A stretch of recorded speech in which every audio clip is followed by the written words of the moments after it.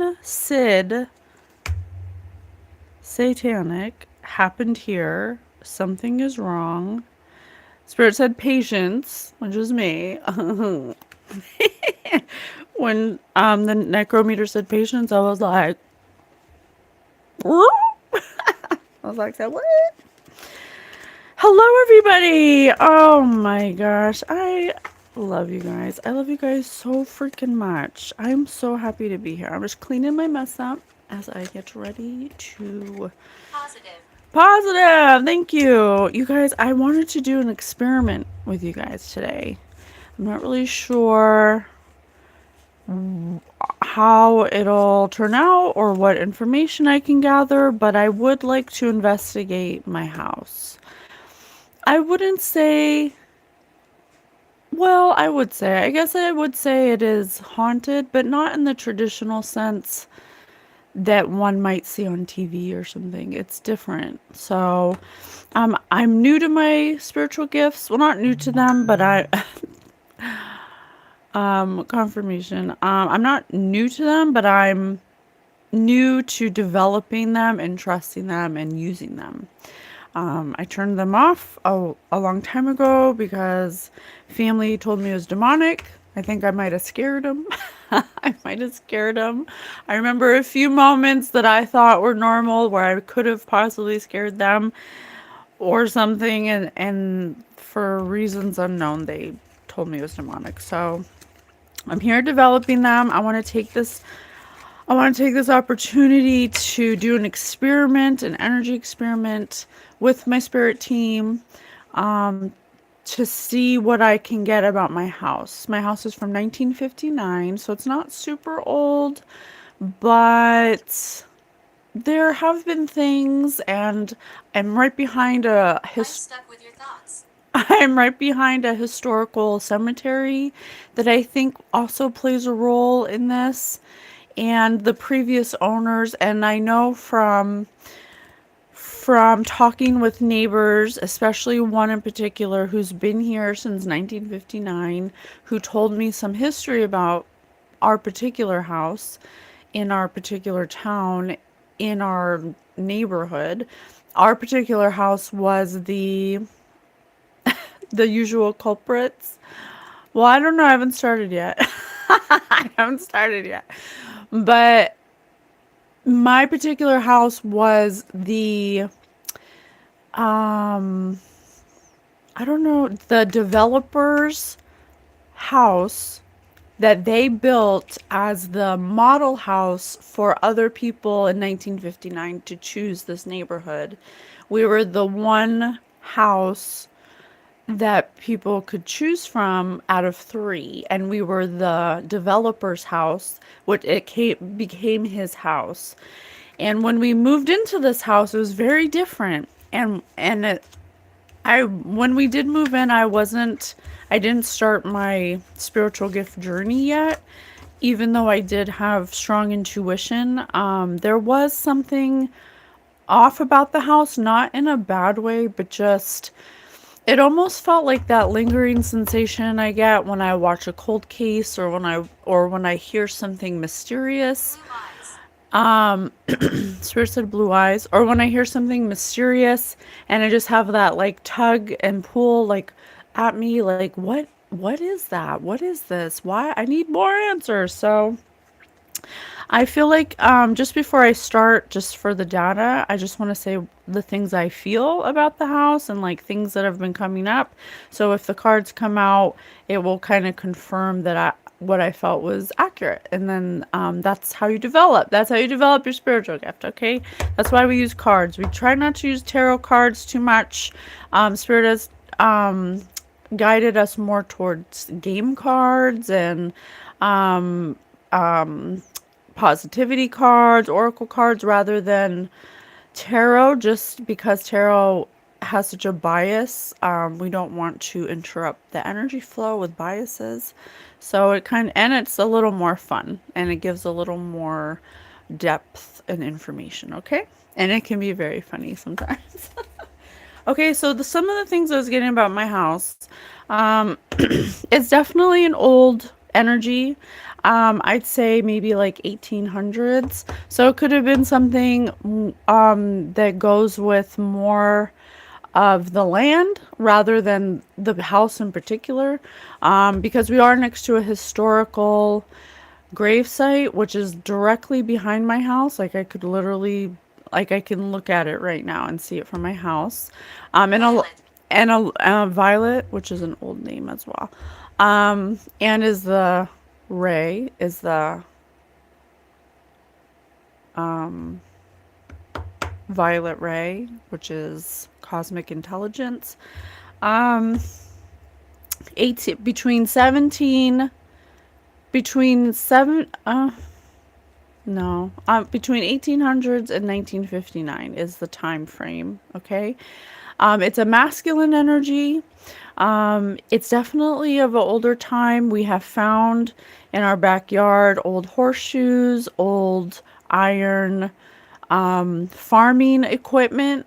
So we know that this land could have potentially had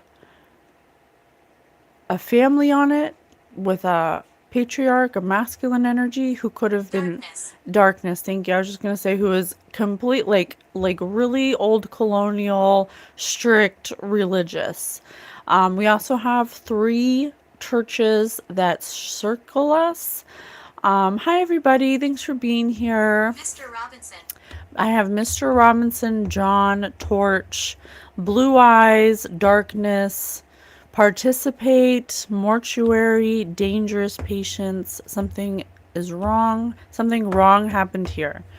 Which I do sense that this place could be negatively charged with something that has to do with this man's beliefs.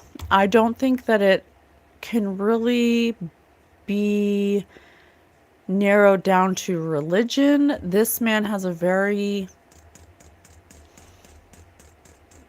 narrow mind when it comes to like religious things. I think that my spiritual journey is directly related to this energy that is within this land or in this house. He's angry. I do sense his aggression sometimes, and it can be projected onto the inhabitants of this neighborhood. I have noticed some peculiar behaviors that are very projecty feeling. They don't feel true to the person that is being projected on or people.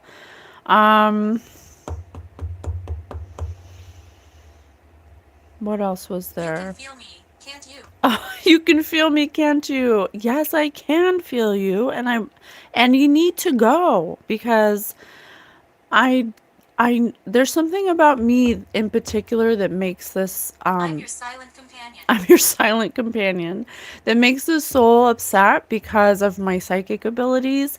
Their religious structure in the day that they were alive in the 1800s viewed psychic abilities as blasphemous, and so this soul is very angry when it and directs a lot of their hatred towards me.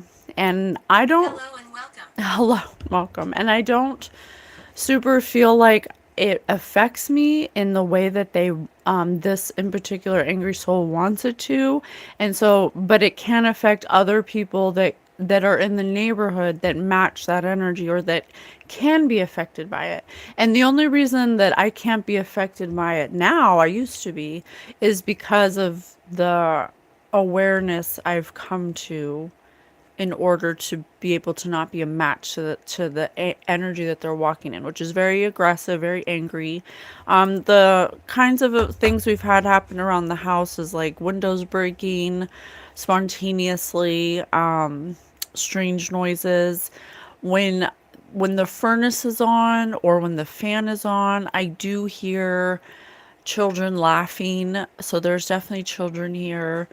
I do get visions of a fire and a campsite fire with with children laughing and, well, disagree to which one, the house fire or the camping fire. I don't know.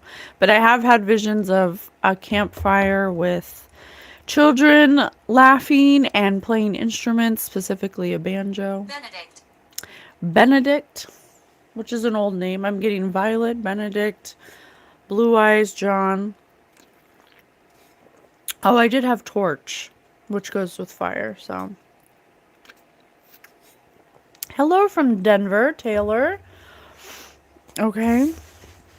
So the experiment is to see if I can get information to further elaborate on why this soul can't leave, what happened here that makes them so stuck, see if I can get any answers or perhaps even reveal what needs to heal that's been unsaid, that's been cult. You will heal children. I told you. I hear children laughing all the time. I also do pick up on, I have a son and daughter, but I do pick up on energies that are not my own son and daughter, 1122. Can you heal my hair? You heal your hair. You don't need me to heal it. You heal it. With your spirit team. Everybody has a spirit team. You got to ask your own spirit team what specifically you need to do for your frequency and your soul's blueprint that would help you specifically, and they give you that guidance. If you're looking outside of yourself for someone to heal you, you're not going to heal. It's not going to, maybe it'll help you get on the journey to self-healing, but it ultimately is up to you. You have to be your own healer. That's why we don't really share. Yeah, Spirit just said drive. You have to drive your own vessel. That's why we don't really share like super specific things that we do for us to clear our spiritual hygiene. We'll give you like generalities, but we don't specifically share. Spirit says don't share your own recipe with others because it might affect them negatively or put them in a place that they're not ready for, or it could have detrimental effects. The best thing we can say is for you to ask your own spirit team to receive what is best for you. Okay, so I've had some confirmations with the necrometer. Sir, please, whoever you are, I would really love to hear your story so we can reveal what needs to heal within you that you have a hard time releasing, so I can help you move on, because your energy here makes me feel tired and it restricts a lot of my flow and my family's flow. So I'd really like to expand on your energy with Archangel Michael for protection. If you could please share your story with me, or a message that you'd like to express or communicate. I'd really love to do that for you, to help release some of your aggression and your anger. I know that you had a very strict doctrine that you lived by, and that you feel like my existence kind of clashes with that, and I apologize for that. But we're here now in this house, and we'd really like to help you to move on. Okay. Please. I'm using these new cards, Slavic Folklore. Lenormand deck. It's just like old. They have really pretty like artwork and stuff as communication at the top of the deck. Communication and a message. And look, there's a gravestone and it looks just like my backyard. Come through. Come through, Spirit. Thank you. Thank you. Hi, everybody. Thanks for being here. Make sure you're hitting that like button. Elizabeth. Some of the gravestones are so old that the names are like weathered off. I see, let me see what I see. I see a raven. I see 2 butterflies. That's so funny. It looks just like my backyard. Like here's the graveyard and then this is my backyard with the pine trees and stuff. That's so funny. There's mushrooms here. It says news message communication in the letter. And there's a letter pinned to a gravestone. So there's definitely a message here, something that this person didn't get to communicate, something that this person found out after they passed over, something that when they passed, they did not reconcile or regenerate from, something that put them in an energy of war, some kind of war mentality, some kind of vengeance mentality. I have 27 and 7. Okay, that's so interesting. I can't make it up, you guys. And look, there's a house. Look, this might as well be like this. Here's the, or sorry, like this. There's the graveyard, and here's my house. Just a skip and a jump. So it's definitely someone who has family in this graveyard, or they may be in the graveyard.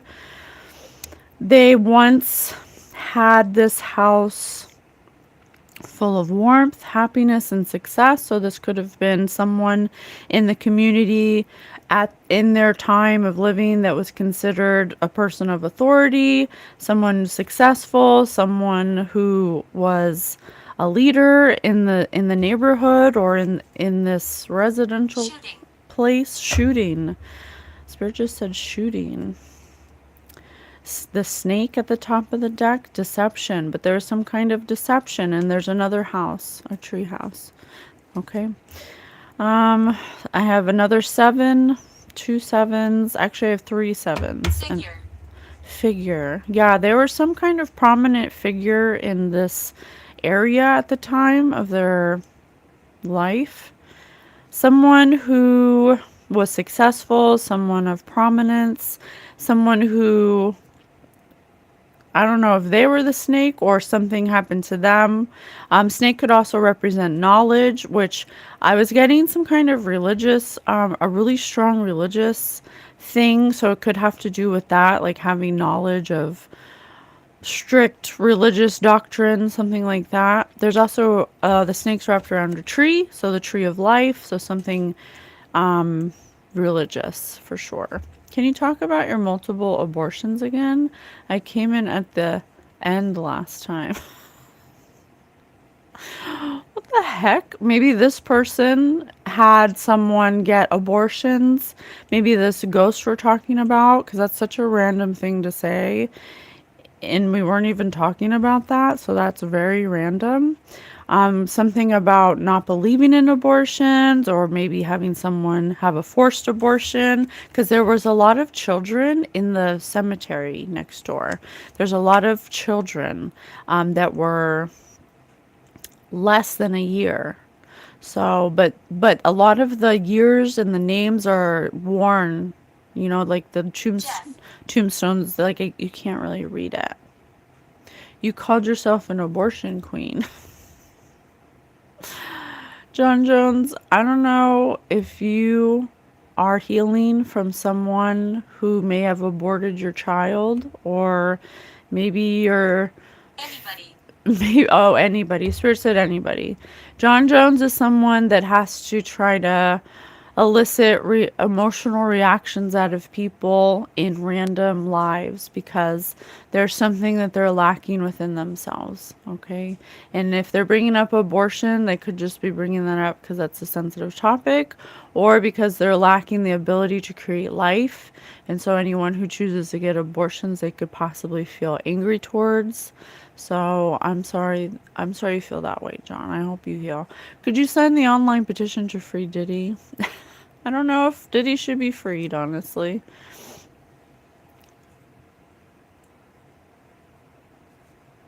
Yes. Oh, I'm sorry that someone broke your heart, John. I'm sorry that someone you loved, who you feel is in prostitution energy, got an abortion of your baby. I'm sorry. I'm sorry. But that wasn't the one for you, okay? The person who's going to have your child is going to want to have your child. So as soon as you let go of that anger, that person, you're going to meet the person who will want to have your children, okay? Not the one who gets rid of your children, okay? Thank you. I've never heard my nose is beautiful before, so thank you so much. Okay, so there's something about religion. There's something about having a very strong religious background. This person doesn't believe in abortions. They don't believe in psychics. They think that all that stuff is like, the death penalty. You're, you know, deceptive. You're a snake. You're blasphemous. Okay, and that's the energy I was feeling towards what I said when we started. So I'm definitely getting some confirmation, so thank you for that. What is this letter, this communication? Is it you who wants to communicate, or is there did someone leave you? Someone might have left him, and left like a Dear John letter, or it could have been something about, what is this letter about? Something having to do with someone walking away from them that could have been pregnant. Ooh. Someone who walked away from them that could have been pregnant by another man. Opposition, conflict, drama. I told ya. Yeah, this person was Caroline. So this energy in my house from the 1800s definitely was someone who may have went away and came back. Someone who could have been like a general, someone who could have been someone or in the army or have some kind of title. It could be that they're a jack of all trades, or they were given this title when they went away. And when they came back, that's when some kind of opposition or conflict or some kind of deception happened.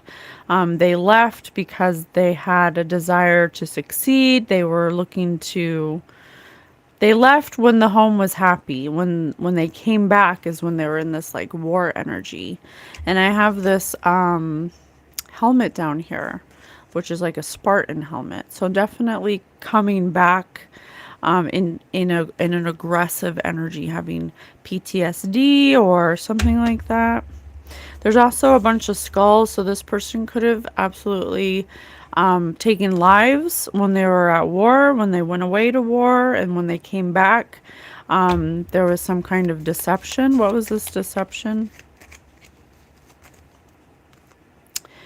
The tree in reverse. Yeah, the tree in reverse.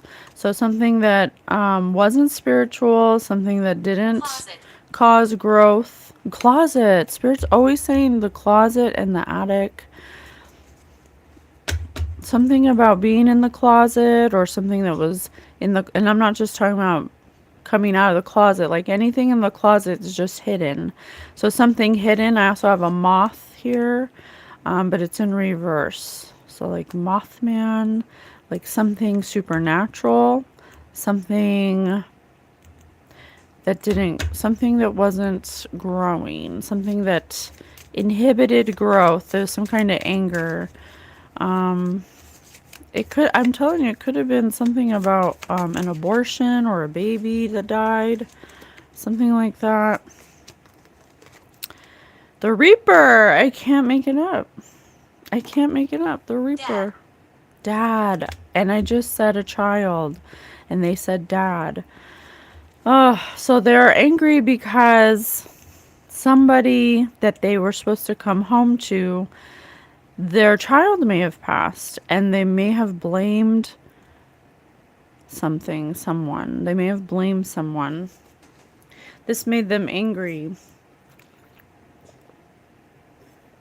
Or they found out about a child not being theirs, and so they took action against this child, or the child got sick, and this religious this very religious person viewed that as some kind of betrayal because they're like they think they're high honor, some kind of projection energy. Um,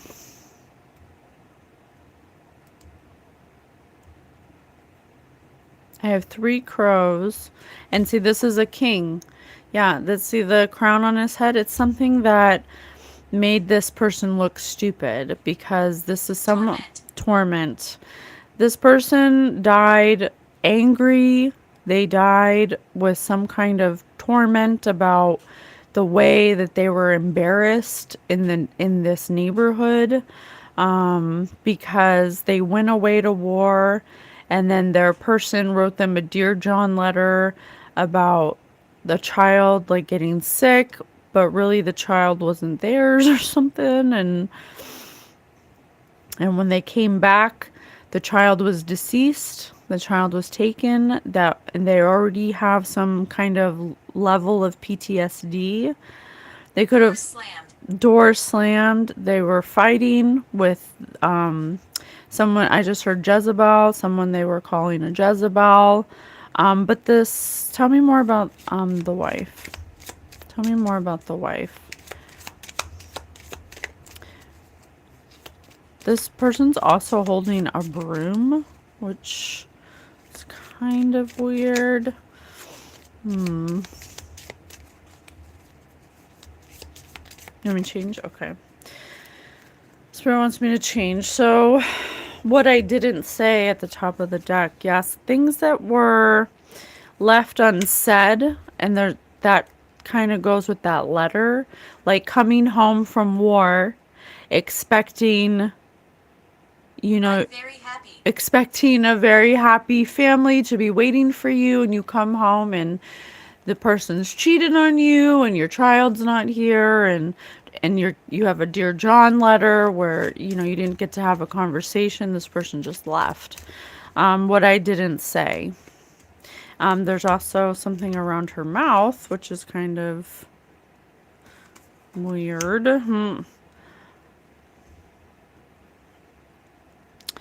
Tell me more about the woman. So just coming home and being very angry that I put on a mask, yeah, because they had this weird illusion that when they came home from war, perhaps she doesn't like you. Thank you. Perhaps they got the letter when they were at war, when they were away from home. The Dear John letter, like, I can't do this anymore. I can't wait for you. So when they come home, nobody's home. Okay. Their children aren't here or something like that. Okay. Very angry. It was an illusion. It was just like, it kind of reminds me of when super religious people feel like bad things can never happen to them because they believe in God, but they're so like dogmatic and strict and judgmental that they don't like equate that to like energy and what you're a match for. Usually the most religious people are the most I was going to say dramatic and judgmental. And so when you're in that energy of judgment, you will literally bring people, places, and things to you that match that energy for you to, until you learn the lesson to release judgments of people. And so, what do you know? You are haunting yourself. Thank you, Spirit. Confirmation. Final boss. Yeah. We're going to exorcise this person. This person died and they haunt themselves because before this person died, they were so angry that they were left by a Jezebel that possibly cheated on them and went and had a family with someone else because they thought that this person supported them. They came home from war to this land and they came home to nothing that they thought they were going to have because this person has very judgmental ideas. And I just said, I judge myself. I judge myself because they're very religious. Like I'm talking about colonial, like, I don't know what that's called, but that's them. Envy. I have envy and I judge myself when I am the inner critic about how we speak to ourselves. Yeah, this person was extremely embarrassed. Like, this person got kicked in the ego when they came home and this person was gone, and they thought that they were going to have a family to come home to. So they put on some kind of mask, shadows. They allowed their shadows to take over. And so they were ruminating on this land, declaring emotional war on there are demons. They could have possibly been in some kind of vengeful energy where they wanted to like get back at this person. They were asking God to smite this person and to like bring judgment down on them and do all these things. God, that's a myth. God's not going to do that for you. Okay? God doesn't seek vengeance. God doesn't care about that. And if you're a religious person that has a vengeful heart, then you may want to consider that that's a sign that there's something within you that my ashes are here. You're projecting, honestly. So that's what this we're doing a reading on my house right now because I feel like there's an energy from the 1800s in my house that needs to be released. That's very angry that I'm a psychic, and it often takes its anger out. Jeremiah could be named Jeremiah, because they didn't resolve things when they were alive. And they were so religious that it kind of like limited the way that they could overcome or find a resolution to these emotional hang-ups that they had. I have the right to be wrong. Yeah, this person was too egotistical to admit that they were wrong. That, you know, God is God is not judgmental. God is kind. It's you that judge yourself. I judge myself. What did he he just needed a hug. He just needed someone to support him. He he had a dream that he was going to come home from war to a warm, loving household filled with the laughter of children, but whoever he chose to provide that for him or put all his eggs in that basket, they weren't that person. 600 years ago. 600 years ago. 600 years ago, they were led by a dream. They desired to live in a certain illusion that they thought, was provided by God. And then when they came home and realized that it doesn't matter if you believe in God, because it's almost like they felt like God abandoned them because their dream did not turn out the way they wanted, and they were embarrassed. And they were embarrassed by their neighborhood, What I didn't say. Envy. Yeah. Envy doesn't judge, it reveals. What we envy often reflects unconscious longings and hidden desires. What true desire hides behind my feeling of envy?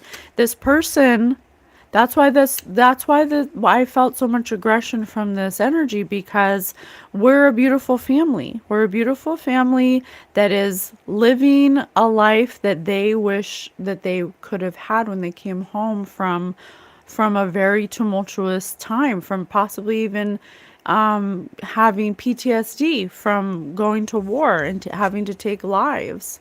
He has goals under his belt. So needing to have a hug, needing to come home to a hug, to a nice warm bed, to the chimney running, but he didn't come home to that. He came home to deception, to lies, to, whoever he chose to be part of his family just couldn't uphold that righteous, dogmatic family identity that he was identifying with.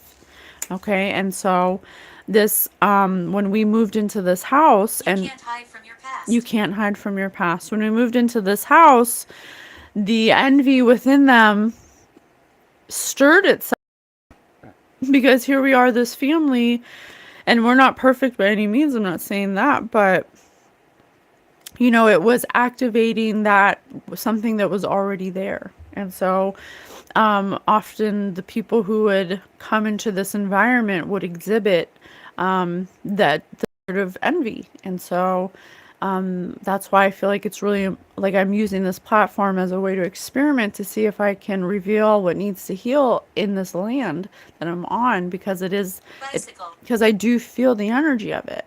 And I'd really like to release it and understand it and help the soul or whoever's here to move on. Okay. And so I'm taking a mindful exploration with my what you are a blessing with my abilities to observe and notice details that are invisible, because I seek deeper contemplation. I realize that there's something deeper here that's beyond the senses, and I've been sensing it, and I'd really like to research it and figure out needs to what needs clarity, how I can help. Okay, so this man has been very angry because I feel life on my skin. Yeah, because the life that they desired when they were living they felt was taken from them.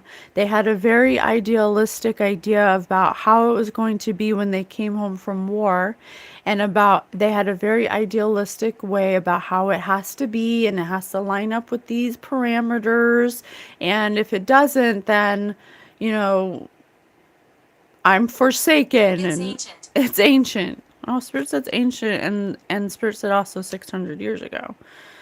So I forgive myself. So the soul, I'm allowing the soul to reveal to me what's hidden, or I'm revealing to the soul what is hidden for them, the thing they can't see, in order to let go of this land. Because anyone who inhabits this house ends up getting affected by this energy, this older, I'd say 1800s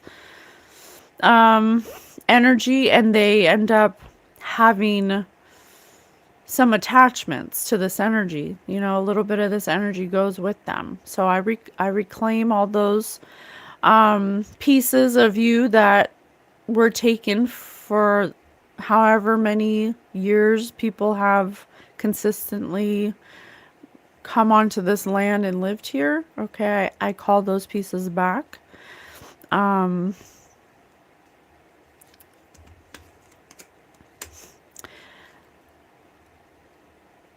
There's something about the power of memories and how they shape the energy of this land. Hunter.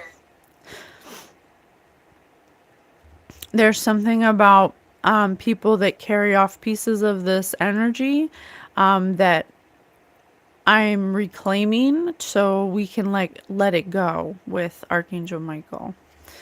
Okay.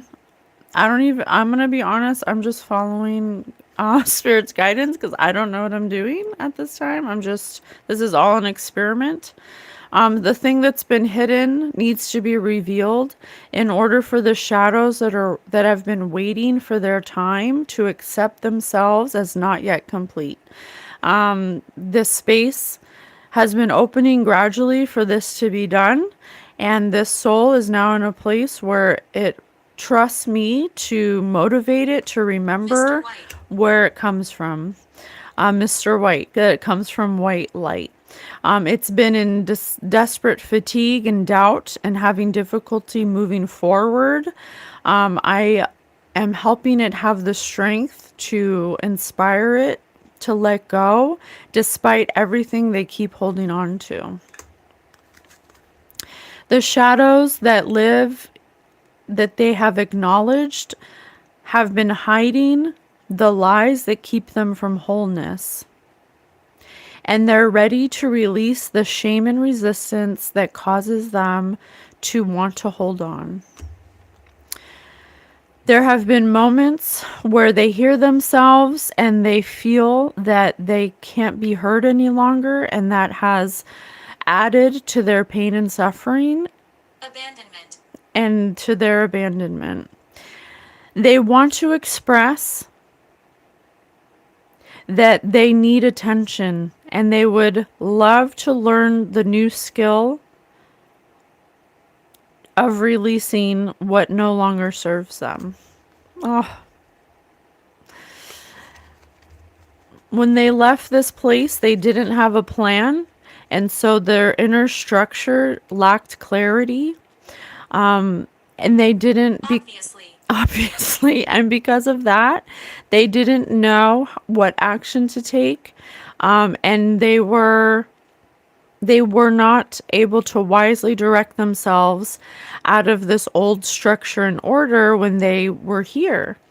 And so when they died, which I don't know how they died, but they could have taken their own life. But when they did die in that energy of not having a sense of structure or order, it really put them in an energy of lack and of lacking reflection and love. And so when others who are living came into this environment that exhibited these reflections that they lacked, it sparked within this energy memories that they lost touch of parts of themselves that they relied on when they did have active faith, when it was strong before this deception and betrayal, which they could have been, strong prayer warriors, and they could have been a little more righteous. But as soon as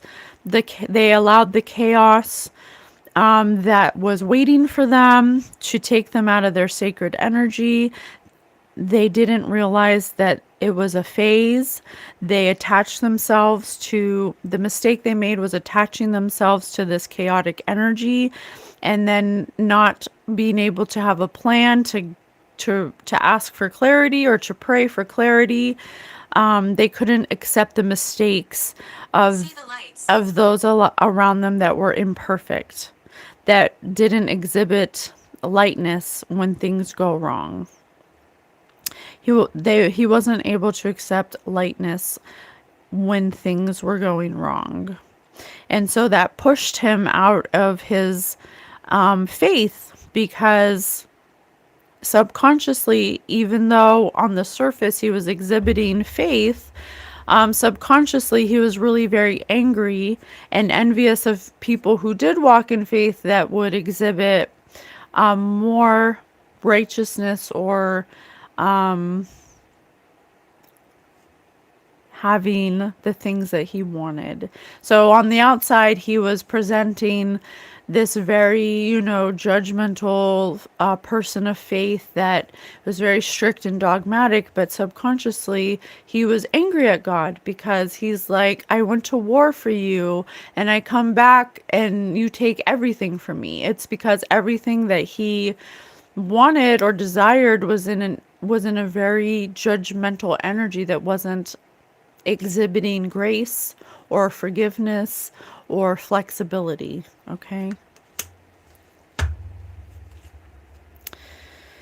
Arrival. He could have been angry at somebody who potentially could have I don't want to say caused, but contributed to what he came home to, the deception of, having a Dear John letter. There's nowhere left to go. So feeling alone, nobody, why did God forsake me? Why did God take everything from me? God took my family, very blamey. Okay. When really, let me see. I want to say really it was their energy because they were toxic to begin with. And so you went to war, you took people's lives in that energy, and then you come home expecting this idealistic dream ending, but you don't even, oh, hey, Lake Superior, but this soul that's haunting my house didn't even take into consideration, what the wife was going through, the deaths of the of the children that she was holding in her womb. There was a lot of sickness, confirmation. There was a lot of sickness in that time. And so this man blamed the woman, saying, it's your fault because you're Jezebel. You must have killed our child because they got sick. Because if you were a godly woman, then that wouldn't have happened. Something like that. And he said certainly. So he had a very distorted view about what people who walk in faith look like and do and act, and just because you walk in faith and you believe in God doesn't mean bad things can't happen to you. We don't come here to have perfect lives where nothing happens because we believe in God. That's not how it works. The world needs givers. Absolutely. You look a bit orange, or is it your stream? Oh, it's my light. When you want for nothing, there is no disappointment. Absolutely. When you have everything you need and you're happy right now, Spirit taught us to say to ourselves, I have everything I need, and everything works out for us. Because if you are constantly chasing idealistic versions of what you think reality should be for you, you're always going to be disappointed because you are limiting the ways that happiness can find you by needing it to be in such a specific way. And God works in so many ways that, if you want to limit the way you can be happy, then you're going to not be happy. If you aren't Catholic, all that lukewarm faith ain't going to cut it. Well, just so you know, being Catholic, Muslim, Christian, Protestant, Seventh-day Adventist, whatever religion you are, doesn't exist outside of this planet. Okay? So, whatever label you want to give it, it doesn't matter. What matters is compassion, forgiveness, love. That's what you are when your vessel dies. If you are not burdened like this soul is by all the shame and guilt that they had based on their religious, dogmatic, spiritual beliefs, that's something that kept them attached to this place and this land, being so enthralled in their religious beliefs, and yet at the same time hating how much it cut them off from love. It's just like contradictory, Poltergeist, I told you. Yeah, I've had things go missing. I've had people tap on the windows, on the walls. I've had glass breaking. I've had, because this spirit that is attached to this house and this land is very angry that a family lives here. And so, because they didn't get to have that family, and they were also someone who was supposed to be like an important person in like someone of authority, and they were someone of authority when they went to war, and then they come back expecting to have this like rose-colored glasses type of, induction or like reception, and the wife can't stand him because he's so dogmatic. He blames her for the child dying that really died of a sickness. It wasn't because the wife was doing anything. Look, the wife was just, being a wife, but the husband was like, you must be a Jezebel. You must be a sinner because our child died. And that's how this started. That's how this anger started. This is fascinating, you guys. I don't know why I don't know why I didn't think of this before. Not everyone always happy. Cards reading too early for me. Happy Tuesday, my people. Hello, Ambrose. Thank you so much for being here. I'm just doing an experiment on reading the energy that's haunting my house, because I have had this energy in my house for a while, and I just don't think that I was at a place like developmentally with my spiritual abilities to really like read it properly, or at least that's how I felt. Spirit always says, you're always ready. It's you. You're always born ready. It's you who's not ready. Robin!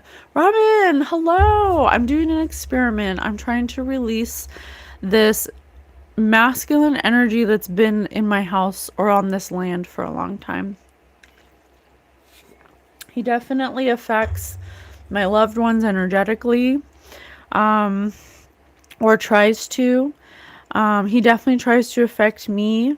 He definitely has an aversion against psychics and all that because he's a very like super duper religious person, that once, his beliefs, his religious beliefs actually prevented him from accepting people as they are and forgiving them, having forgiveness for them and even forgiveness for himself. And so it's tethered him to this place, and he definitely affects our appear. He definitely, yeah, I will appear, he says. He definitely affects our daily lives. So and Bobby.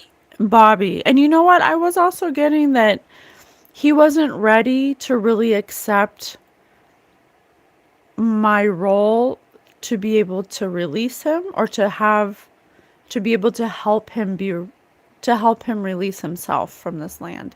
He could, because he was so against psychics and 1111, all kinds of, whatever dogmatic beliefs he believed at the time. And then here comes a psychic in his house. He was pissed.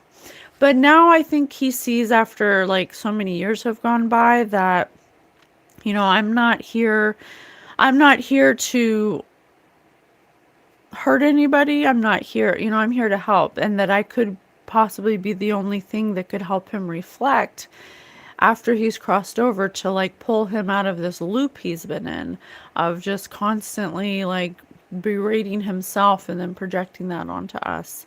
So I'm happy to help.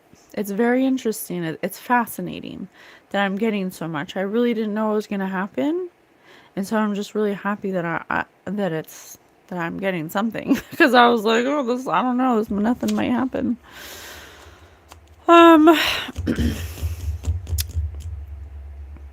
Tell me about yourself. Why don't you tell me about yourself? The battery. Tell me about yourself. The fisherman. Yeah, didn't fishermen back in the day go 12, 22? Didn't fishermen back in the day go? Oh, thank you, Lake Superior.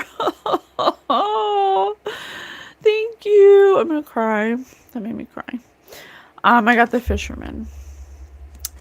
Didn't fisherman go away? Maybe he was a fisherman. I thought maybe he went to war, but maybe that was just like within himself, a war within himself. He could have been a fisherman that went off, to go make a living. It was gone for long periods of time. He may have had to leave his pregnant wife home alone with the cat to be alone. And I don't think he really had Gertrude. He really didn't have, he was in the fog about how that would make her feel, how she wouldn't be able to, really handle that. And so I think he sees now, or what our energy is helping him see, is that it wasn't that she was a Jezebel. She wasn't cheating on him. She wasn't deceiving him. That was just all a projection of his insecurities, of being away, of having such a dogmatic religious belief of, well, our child died, so you must have been doing this, that, and the other. And that really wasn't what happened. But he was so convinced, because of a death in the family, especially I think of a child, from sickness. The child died of sickness. I believe one of the gravestones specifically said tuberculosis. The child, or even maybe the wife could have died. I don't know. Someone abandoned him, because Spirit said abandonment. So he on the outside was pretending to be this very religious person in the neighborhood, possibly someone of authority, possibly even like a teacher or something like that. But he lost his family to sickness. So subconsciously is very angry and looking for someone to blame. I'm talking about the soul that's been haunting my land and my house. I'm doing an experiment to see if I can reveal things that are hidden from even from itself to reveal what needs to heal. So so he could have been a fisherman, okay, that left his wife alone, pregnant, and then the wife may have written a letter to him saying how the baby passed, and that could have put on some kind of red flag for him, believing that she was wearing a mask, and he was in a fog about the truth. He couldn't accept that God. That's the thing about religion, you know. It's like I always get that question. Well, if God exists, why would He allow children to die? And it's not an answer you want to hear. It's never an answer they want to hear, and you have to look at it from a higher perspective, because we didn't come here to live forever. We came here to live a limited experience because we do live forever. And so if children are, when you come here, you come here to experience limitation, because we're limitless. And we thought it would be fun to see how long it would take us to remember that we are limitless, and that our own hangups are the thing that limit us from having unlimited potential. Hard to forgive ourselves must be done. Absolutely. And so, why do children get sick? Why do people have to get hurt? Why do people hurt people? Because this is the Earth school, and Mother Earth allowed, not allowed, but God and Mother Earth worked together, or God made Earth. I don't know. Which came first, the chicken or the egg? I don't know. I don't think it matters.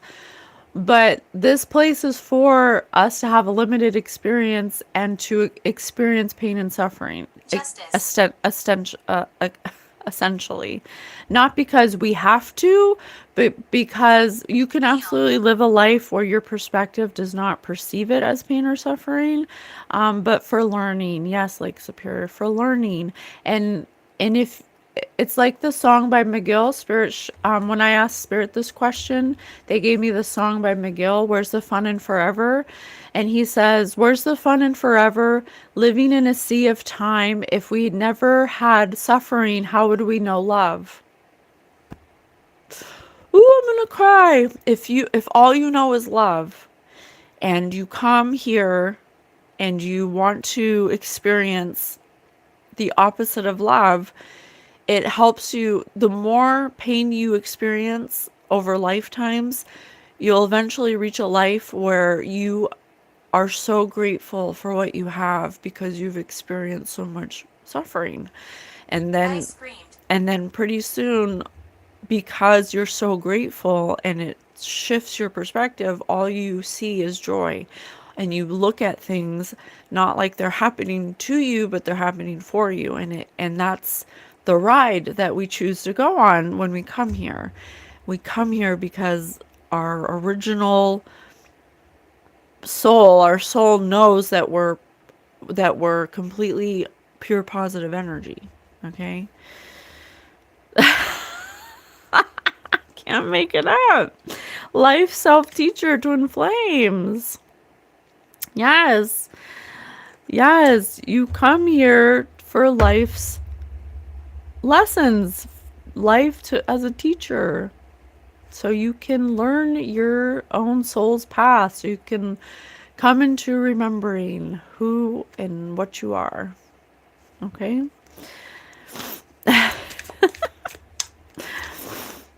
Tell me more. So that was a mystery to this soul that inhabits this land. That was a mystery to them.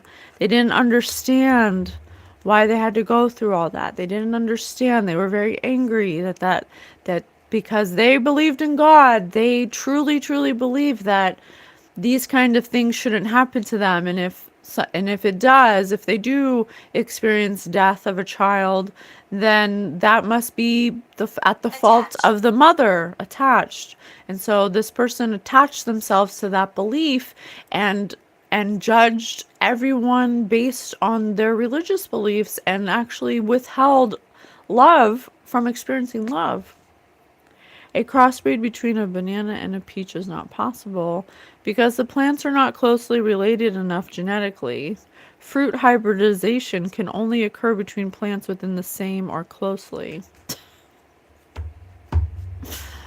Okay, thank you. It can grow on the same tree. Okay. You know, who knows? I mean, there's a pineapple, you know? Is it a pine and an apple? You know, is it two fruits in one? I don't know. I don't know. God can do anything. If God wanted to make a hybrid banana peach, it would be a beach? I'm just kidding. I'm just kidding. The haggler, senior negotiator. Yeah, this soul was so indoctrinated in their dogmatic religious beliefs that there was no negotiating or telling them differently. You're Jezebel because a child died. You're this, you're On that. purpose. That's why we're really passionate about doing these readings, because even if we don't know if they're true or not, ultimately, even if they're not true, they always end in some kind of valuable emotional lesson or something that can definitely be passed down for us to learn from, to get a higher perspective of.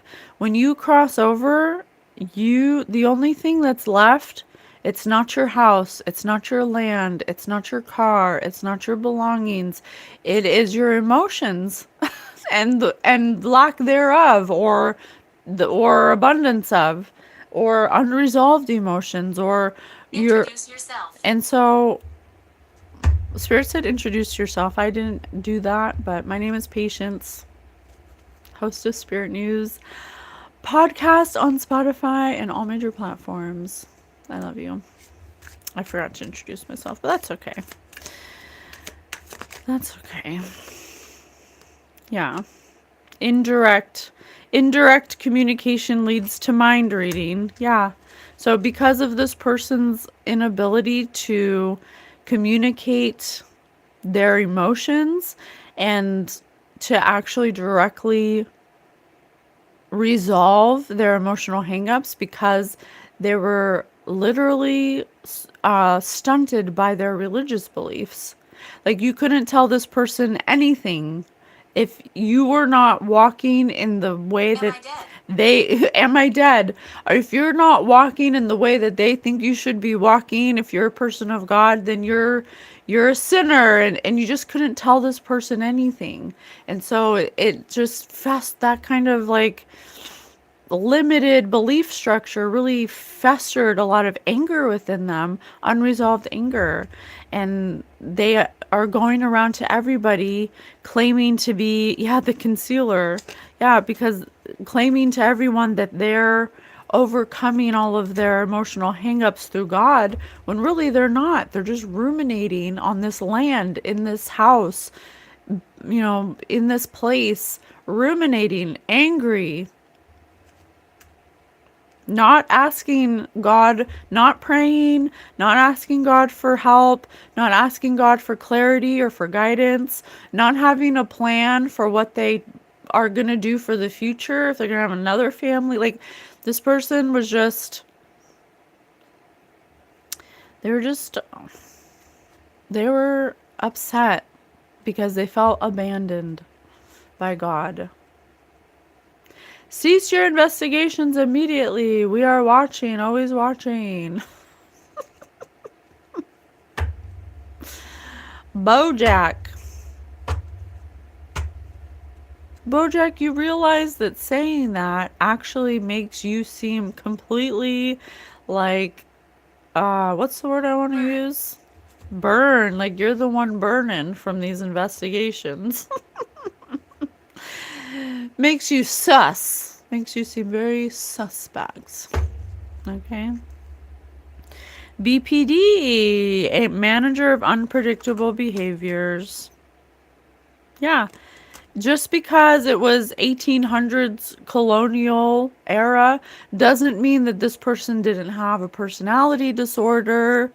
Personality disorders have been here since the beginning of time. Because if you're human, you probably have a personality disorder. Or you exhibit that personality disorder sometimes that hasn't been redirected by positive reinforcement, you know?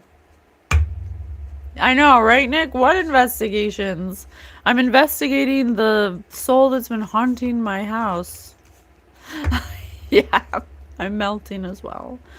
My face is melting. Mavis. Well, let's do a little. Oh, Mavis. Mavis is here. So, and he's also said, "Am I dead?" So, he also could have not realized that he was actually dead, and that could have been why he was angry. Also, like, why are you on my land? Why are you here? And the reason why that can happen, from what I understand, from what I've asked my own spirit team, is that when you die in unresolved anger and shame and all that and all the emotions, um, it's because you never overcame the lesson or the cycle. You never resolved it. And so when you cross over, being in that energy, you relive the loop over and over again until something comes along to disrupt that energetic feedback. And so you're actually reliving your life every day over and over and over.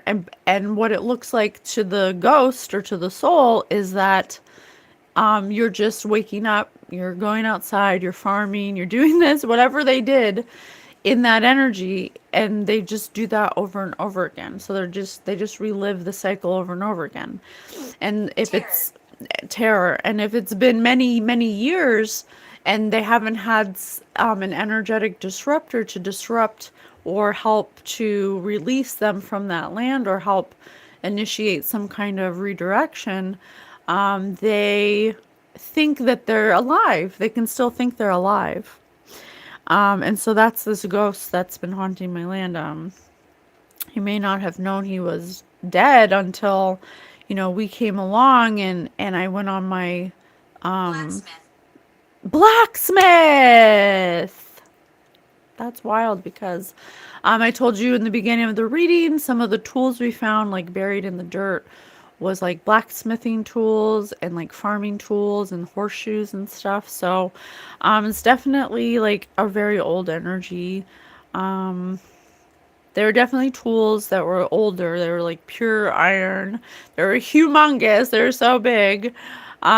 They were like so rusted. We have them in the shed right now. My past cats revisit from time to time. Yeah, absolutely. They never leave. Run up and down the stairs. I don't know what that means. Passing through Jesus is coming. So tell me a little bit about refuse. Yeah, this person refused to ever allow any other belief system to negotiate like a different redirection. Very stubborn, very dogmatic, very aggressive, very angry, very masculine energy, very strict, very unhappy as well, It's funny because religious people will often be the most unhappiest and the most judgmental, and they think just because they believe in God, like they almost like disconnect from evaluating their emotions to equivalate like their place in their energy. It's weird. It's like some weird disassociation. So he's definitely realizing that he may have had a lot of false attachments where it didn't allow him to really understand the mystery behind his like angst and his anguish. If you were to sell your soul, what would you want in return? Oh my gosh, that is fascinating. That is fascinating because I didn't want to say it because I really didn't want this read to turn into that, but there is something about this person doing rituals to like bring their wife back or to bring their child back or something, but doing it in the illusion of like this is like a religious, something like that. Doing rituals in the backyard with like the graves that are in the backyard. I was really getting that. And look at this. I didn't want to say it because it's kind of morbid, but it is coming out. The skulls the skulls that are outside of the gravestone, and then the other one was doorway. Yeah, doing some wanting to bring their children back from the dead. Like that's how much in pain this person may have been, and so that may have been like some kind of contributor to being in this stuck in this energy. Selling your soul doesn't have to actually be a ritual either. It could just be like constantly denying love or rejecting forgiveness, sacrificing forgiveness, sacrificing compassion, 11 11 1 1, stuff like that. You are creative, yeah. So definitely selling their soul. Confirmation. How did you sell your soul? How did you sell your soul? During sex. Who is more likely to say, I am not putting that in my mouth? Yeah, so possibly being promiscuous or something having to do with promiscuity, but then, turning around and saying, I'm a God-fearing man and I don't do those things and blah, blah, blah. Archibald. What are your thoughts concerning the Austrian painter? I don't know what that means. I'm sorry. I don't have any thoughts about that. Stressful position to be a believer sometimes. Yeah. Yeah. That's why I don't ever impose my beliefs on other people. If they want to ask confirmation, if they want to ask me questions about like what I believe and how I got to the place of my beliefs, I'm happy to share confirmation, but I don't ever bring it up. I don't ever impose it on people. I don't ever, try to talk people into what I believe. I believe everyone is on their own journey and comes into what they need to believe that's right for them, for their journey. And that's something that I've realized is very important. You have to let people be where they're at and come to what they need to come to on their own time. Because if you're pushing things, yes, person nervous, if you're pushing your confirmation, your own beliefs and how you got there onto people, then you can disrupt the way that they get there on their own. And it's really up to them to take that journey and to make that step and to listen to their own guidance that gets them to the place they need to be that's right for them. That's the problem with religion, is that it like enforces this like very rigid belief structure onto people that might not be ready or might not have that blueprint within them to understand it in that way, and it can veer them off their own course of where they need to go, of how they need to get there. I can't type his name or YouTube blocks it. Oh, really? You aren't familiar with who I'm referring to? No. Austrian painter. Oh, let me put it in. Is he famous? Are they famous? Who's a famous controversial Austrian painter?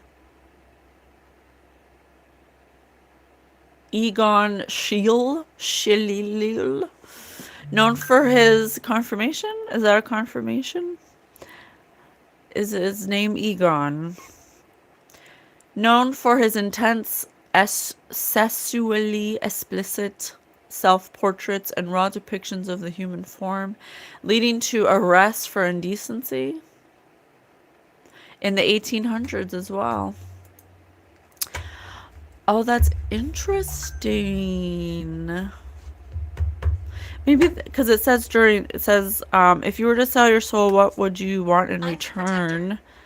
And during sex, who is more likely to say, I am not putting that in my mouth? So the way they sold their soul may have been like, you know, promoting celibacy and being close to God and not being promiscuous, but they were actually, in fact, very promiscuous. Perhaps not even being able to resist temptation and promiscuity. No, wrong. Just look up Austrian painter. Okay. Austrian painter. Gustav Klimt? Gustav Klimt and Egon Schiele are the ones that come up. There's also Oscar Kokoschka, Koloman Moser, Karl Moll.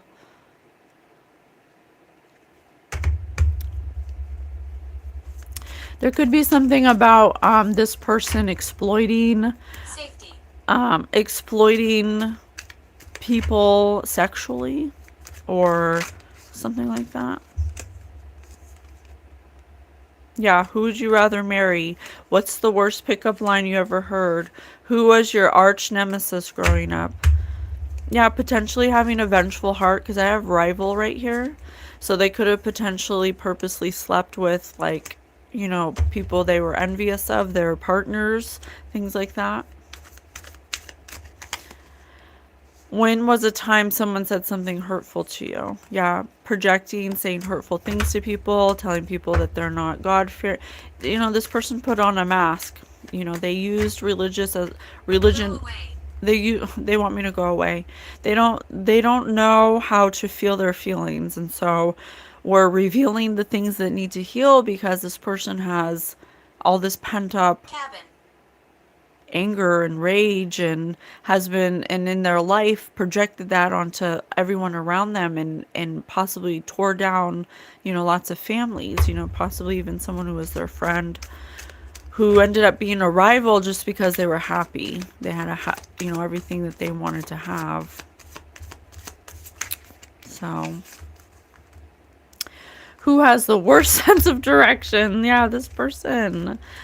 Yeah, they were so blinded, just completely blinded by their own beliefs.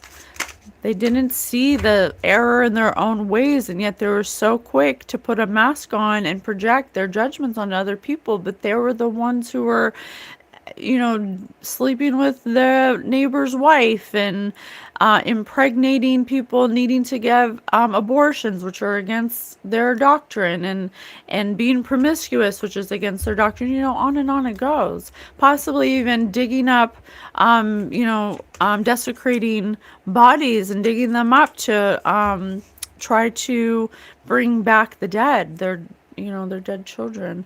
When was a good time? But when was a time you had good intentions but everything went wrong? Yeah, because this soul that haunts my land had a lot of things that they didn't release before they passed.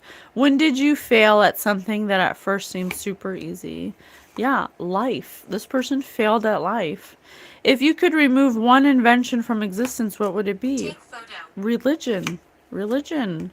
Religion is the one thing that stopped this person from letting go of their judgments of other people and reenacting and projecting the same judgments they were projecting onto people.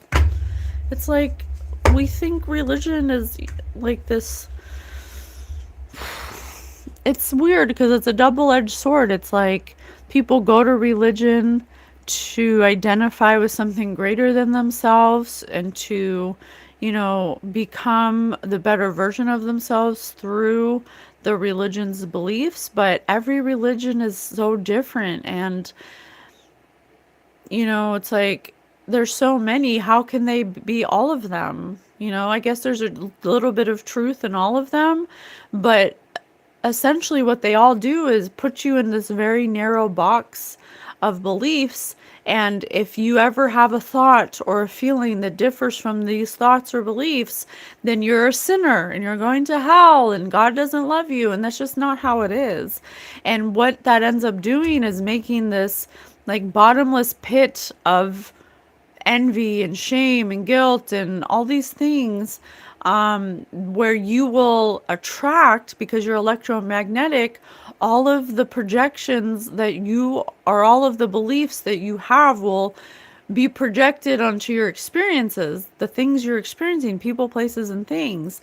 Noise. And you keep on attracting those things because you keep projecting those judgments. So it's like this vicious cycle of never actually taking accountability for the fact that what you believe in is perpetuating hatred, you know?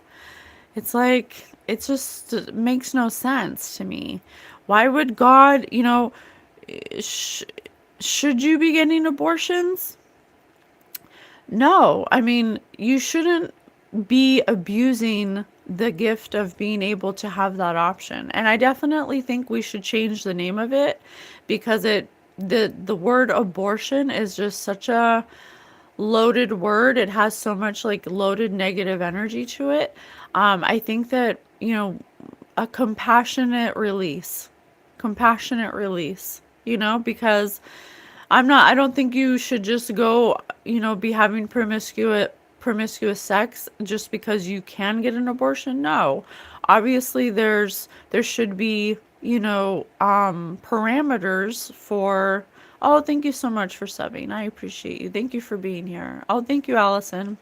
But I've had an abortion because I wasn't ready and I was irresponsible and I had to take responsibility for that. And my husband differs on this and he feels really bad that we did that.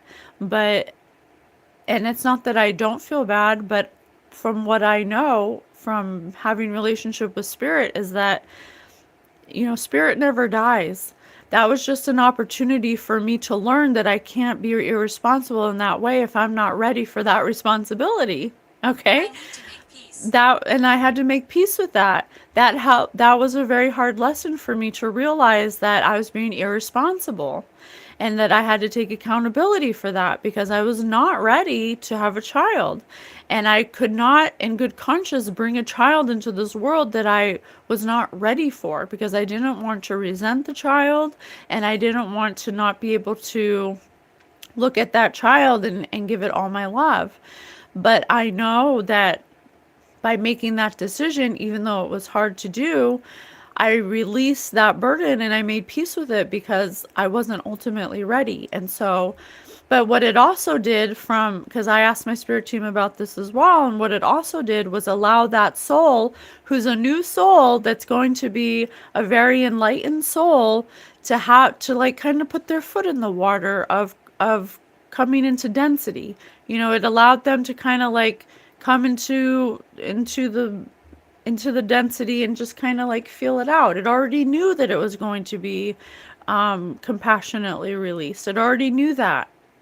And so it gave it an ability to kind of feel if it was going to be right when the time was right. And it came back and that was my daughter. I know that was my daughter. Ooh, I'm going to cry as a confirmation. I know that was my Feeling the daughter. same. And so we have to understand that, you know, there are cosmic laws and then there's the religious dogmatic laws that are made through a human's point of view. Through the and we have to understand confirmation that humans are not perfect and so they will receive cosmic law and try to feel what that means in a very human way. And they'll apply their very human emotions to the cosmic laws. But God is not human, God is cosmic. And so these laws get funneled through human emotion. And so the very person that created these very dogmatic beliefs could have been in a very wounded energy that structured the laws of the religion. You know what I'm saying? So we have to understand that from a higher point of view. And that's coming through with this person. They cut themselves off from God's love because they believed another human's lies about the way you're supposed to live your life. And because they were so cut off from God's love and the way it truly is, the way that God naturally flows through us, through all their judgments and their beliefs, they cut themselves off from forgiveness, from compassion, from actually feeling love. And they cut themselves off for so long and did so many things that they projected onto other people that they got stuck here. And they live a loop over and over again of all of their emotional hangups, and they don't even know they're dead. So I am in Rhode Island. I'm standing right here. I'm standing right here. Yeah, if you could remove one invention from existence, what would it be? Dogmatic religion.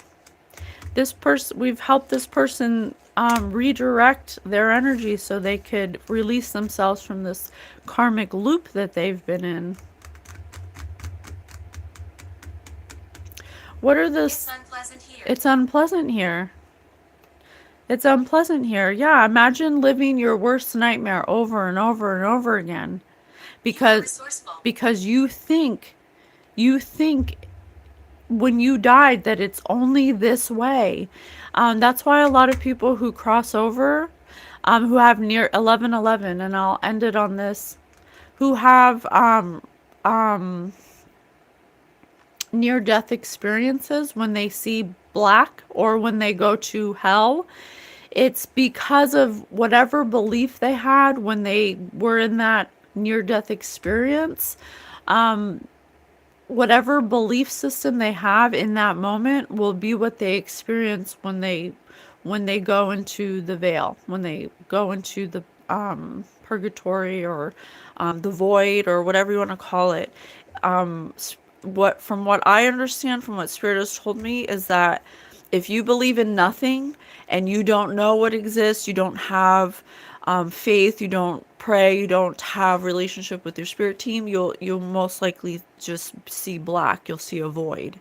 And it's not because there's nothing, it's because you believed nothing when you died. Spirit just said there's a curse. Yeah, I'm gonna break this curse on the land. And if you die and you see hell and you start to Yes, I'm here. Yes, I'm here, and you experience what you believe to be hell, it is because at the moment you died, you had a very dogmatic belief or had really attached yourself to some guilt or shame about a sin or whatever your religion says is a sin that you haven't resolved within yourself.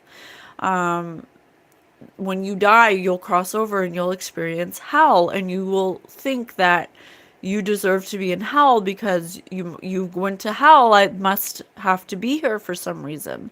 But that's not true. That's not true at all. And you can absolutely break that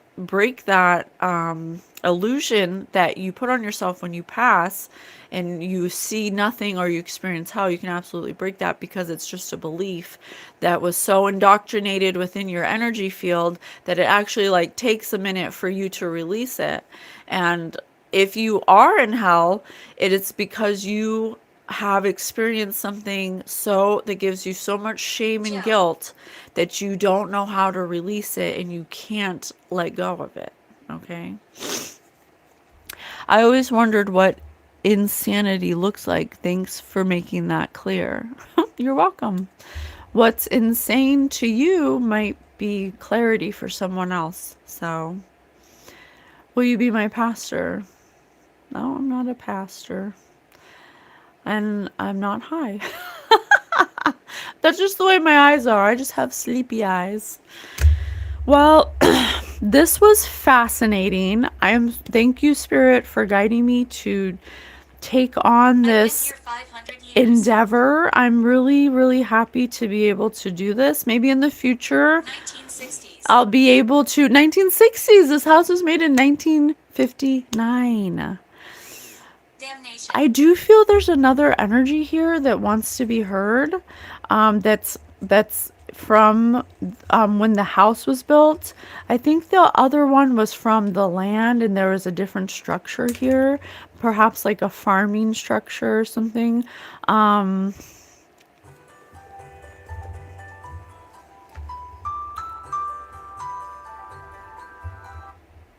I'm sorry, I can't talk right now.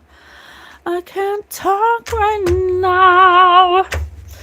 We'll do another reading for the 1959 energy, but I think this is the main one that really was just like always lingering. And I do feel lighter. Honestly, I do feel lighter. I do. Mr. Thank you for sharing your story with us. Thank you for sharing your vulnerable emotions with us. I'm very happy to have been able to reveal them for you. How can we release you? Seed of light.